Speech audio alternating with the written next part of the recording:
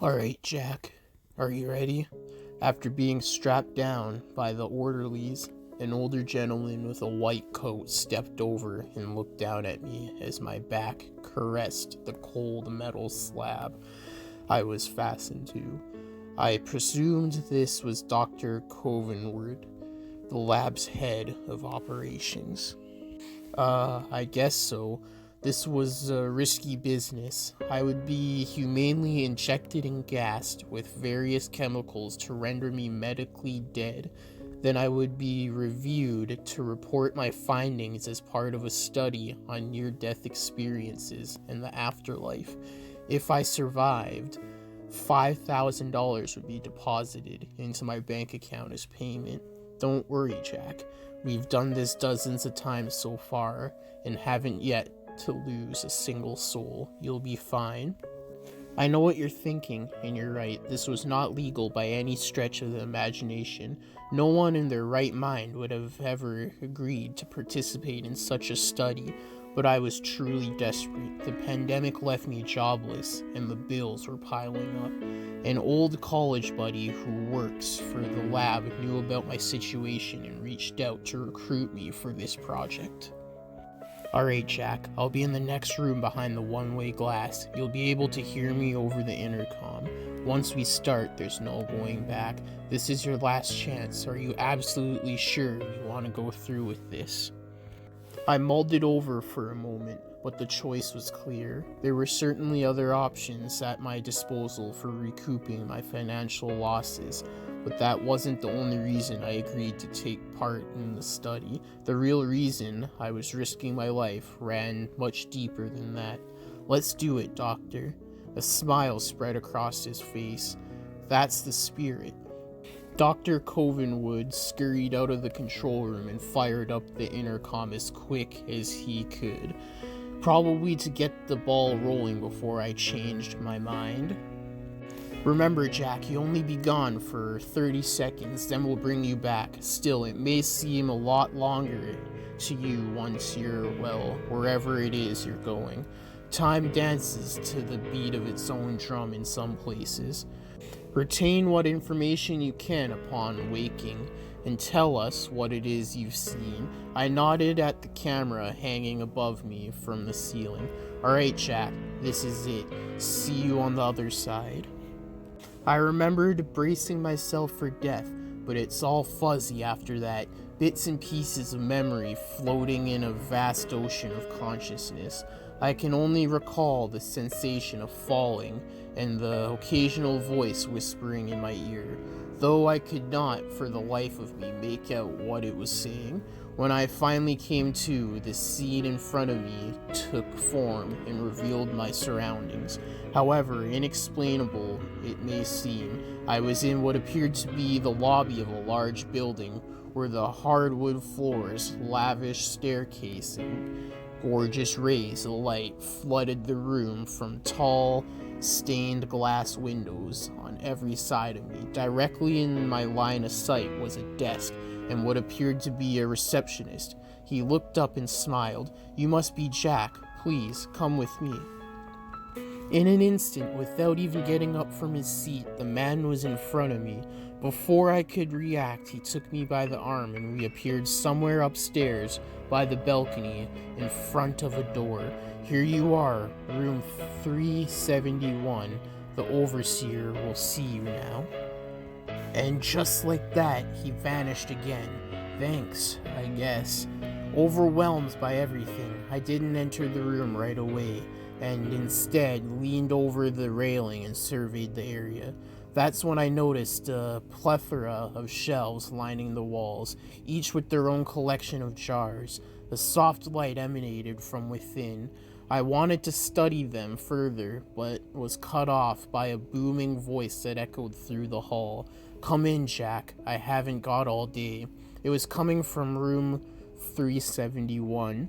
Not wishing to further test the patience of whatever being was summoning me, I opened the door and walked in. "Please, Jack, have a seat." Sitting at a desk in the room was a clean-cut man in turn-of-the-century attire, gesturing at the chair in front of me. I sat and the man stared me down. If he was trying to intimidate me, it was working. Alright, on with it. I know you must have questions. Fire away. He was right, I did. Where are we? He chuckled. You humans are so predictable. Well, for lack of self-descriptor, this is what you would refer to as the hereafter, a place where all souls go upon expiration. So heaven is a cathedral? He chuckled again. Who said anything about heaven? There is no good or bad place, just this. And no, it's not a cathedral. It appears different to every departed soul. You see it as a cathedral, another might see it as a monastery, or even a small cottage tucked away in the hills. Whatever peaceful scenery makes the transition easier. He adjusted his chair, raised his hand, and lifted a single finger. One more question, Jack. Then we move on to more pressing matters. This was my chance, the reason I was there in the first place. Can I see my wife and daughter? He didn't expect that, turning his chair to face me. Ah, I see. Now I understand. Is that why you joined Dr. Covenwood's little study group? That I wouldn't have predicted. He saw the surprise in my expression. Oh yes, Jack, I know all about the good doctor and his trials. He works for us. My surprise turned to confusion. Works for you? What do you mean? The overseer raised his hand again and snapped his fingers. All at once we were transported to another space. It was small and white, too white, and the lighting was strange, brighter than your average room, but still dimmer than a hospital. It was off-putting. To make matters worse, I was strapped to another table, completely immobile in the center of a room. The overseer stood by and picked up tools from a rolling cart, needles, blades, among other sharp utensils. I can't believe a human would risk his own life for the off chance he might be reunited with loved ones. It's admirable, I suppose, but no, Jack, you will not see Carolette and Leslie. We have far more important business to attend to. My heart was pounding. I had no idea what he was up to, but I knew it couldn't be anything good. What's going on? What are you doing? He cracked a smile. Well, Jack, what the good doctor failed to let you in on was that our agreement involves him sending us wayward souls. In exchange, we offer him information about our world. He walked around to the opposite side of me with the cart and pushed it up against the table. I winced and let out a small scream. He laughed. You see, Jack, human souls are a delicacy here. The taste is so intoxicating. He closed his eyes and trembled. We were never meant to devour souls, but we've been here so long, billions of years, maybe more. We, like all things, need stimulation. To that end, we face one obstacle. The pesky laws of this realm dictate that we can neither lie nor take what isn't ours. It's a failsafe of the Creator's design, put in place to keep us from harming you, making it physically impossible to extract your soul without consent. You must give it to us willingly. Though frightened, I mustered up enough courage to respond. Why would I do something like that? He replied with a horrible grin. That's the beauty of our arrangement. When a normal soul dies, we give them the option. Let us cut you open and take your soul, or live in a jar for all eternity. There's almost no incentive to hand it over, so almost everyone chooses the latter option. In your case, your time isn't up. The doctor is waiting on the other side to revive you, but I won't let him unless you give me what I want. Time will remain still until your soul is mine. Your 30 seconds will never end. He licked his lips in anticipation. If you want to go back, just say the word. Otherwise, get comfortable. It was a lot to process. Still, none of it mattered. Seeing my wife and daughter again was the only thing keeping me going. Knowing that I couldn't be with them eliminated any incentive. I would have to continue living. No, you can't have it. I'll stay. His smile vanished, and he threw the cart and grabbed me by the shoulders, placing his face directly over mine. His eyes were now red and his mouth full of daggered-like teeth that overlapped one another in a grotesque pattern. You will give me your soul, and I will rip away every last fiber of your flesh to get it.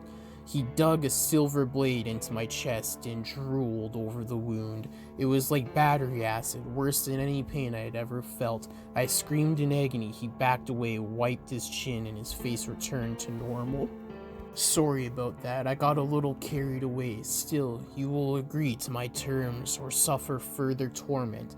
The pain was immense, but I would not bow down to him. No, I refuse. His grin returned. You misunderstand, Jack. The torture you will experience is not of a physical nature. He snapped his fingers, and we were transported again somewhere else entirely. I was alone in a familiar forest, one just outside of town where we liked to camp from time to time. The sun was setting as the evening drew near. The air was still and the wildlife quiet. This was the night they died. What do you think, Jack? I'd say it looked almost identical. The overseer appeared before me. What the hell is this? His lips stretched wide across his cheeks.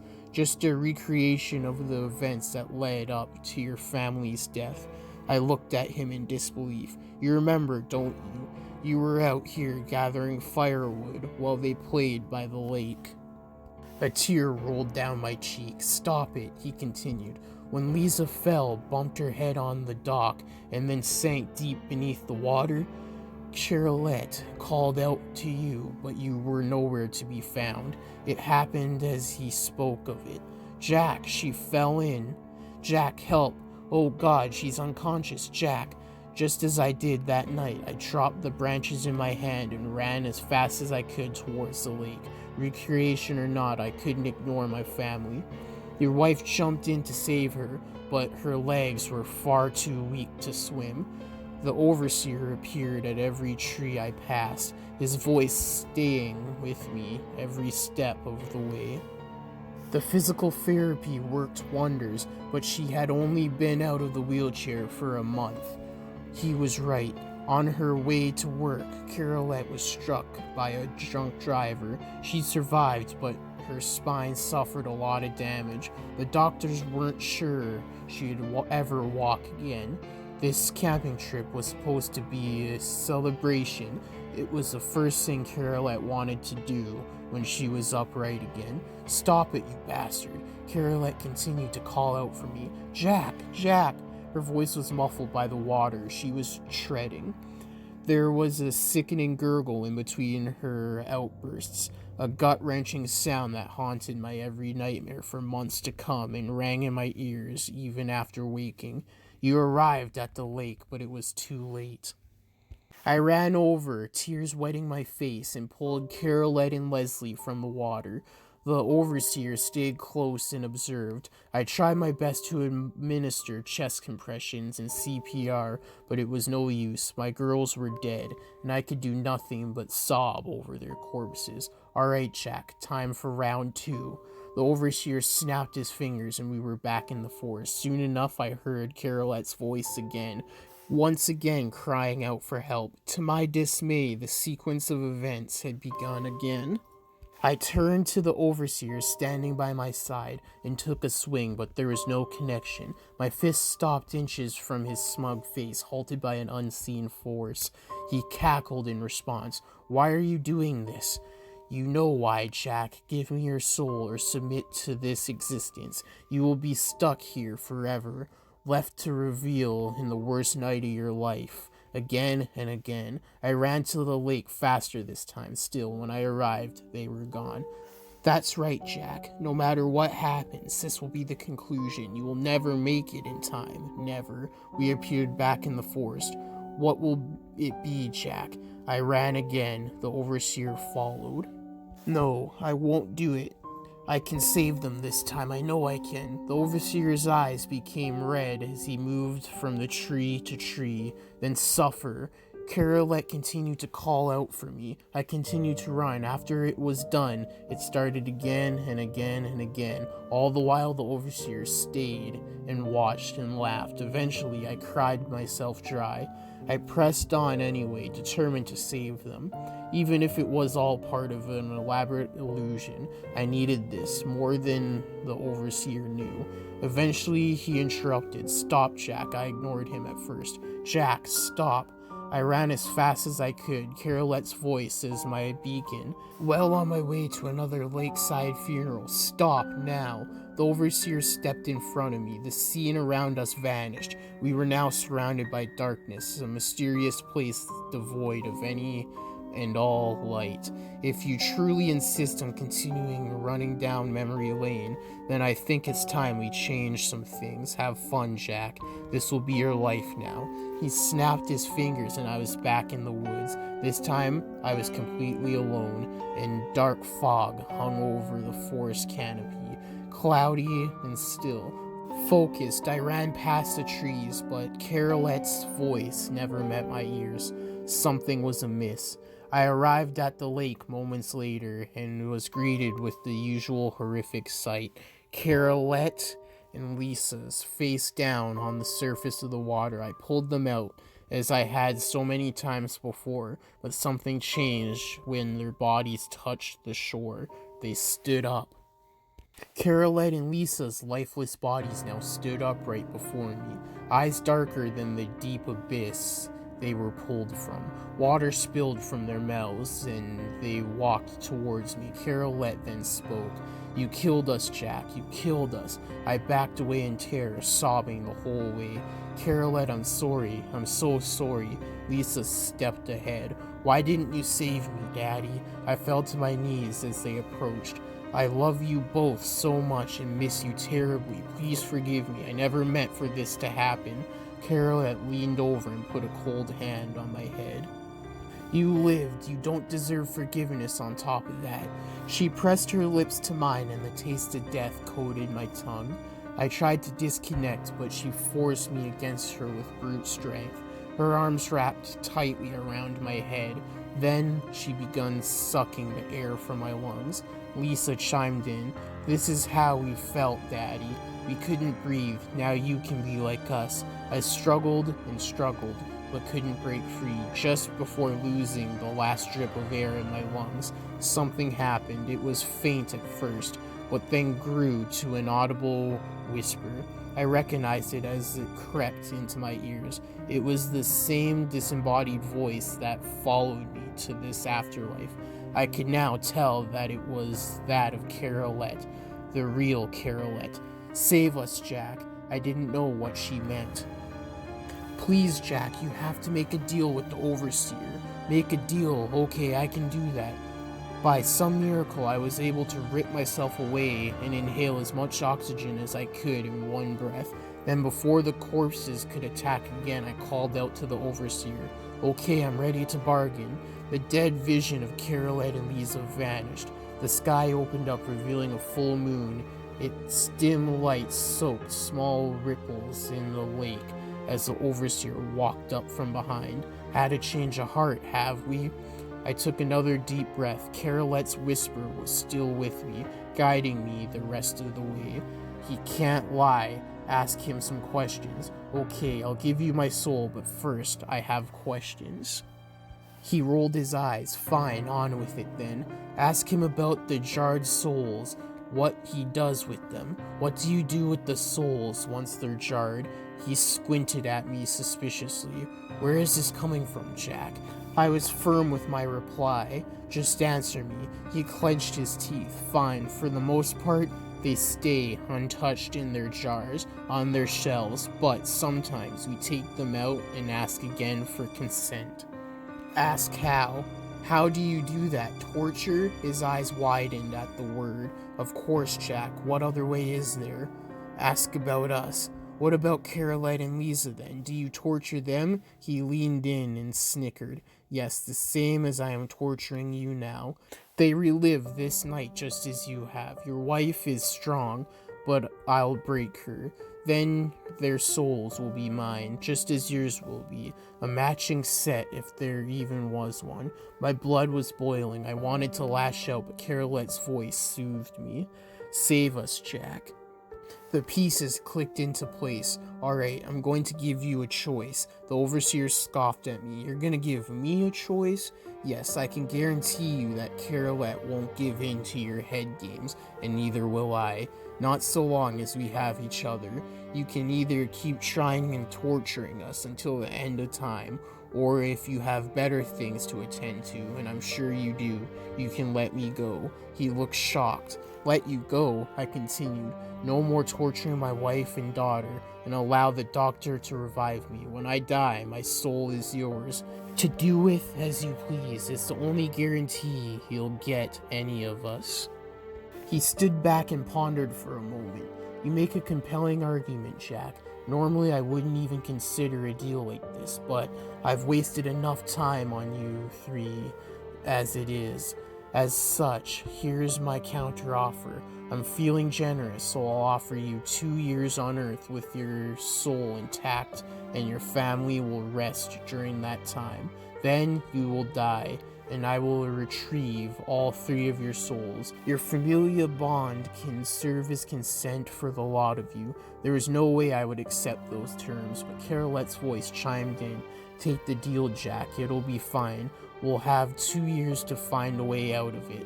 I didn't like it, but I had to listen to my wife. She always knew the best. Okay, you have yourself a deal. The overseer smiled, then snapped his fingers.